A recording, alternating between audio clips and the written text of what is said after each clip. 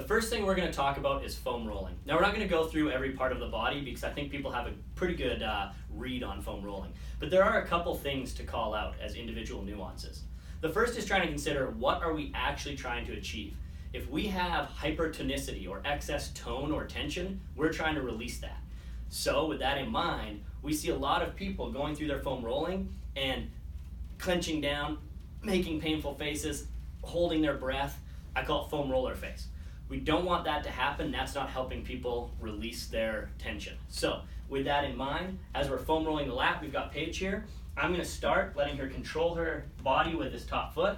I'm going to ask her to just take broad sweeping strokes through the full range, and you can even get up into that posterior shoulder if you want and into posterior delta and tricep, but you're going to work through that whole range.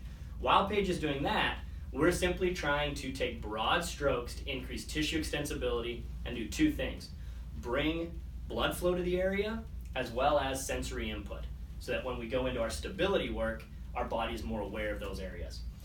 The next thing we can do is try and target individual spots. So now we've gone broadly over the whole lat. Paige, I want you to find one spot, okay, and sit on that knot. Find that spot that feels a little bit less comfortable.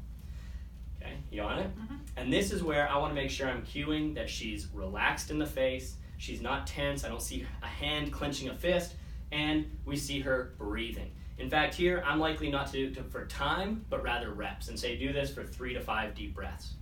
Our final tactic we can use is called tack and stretch.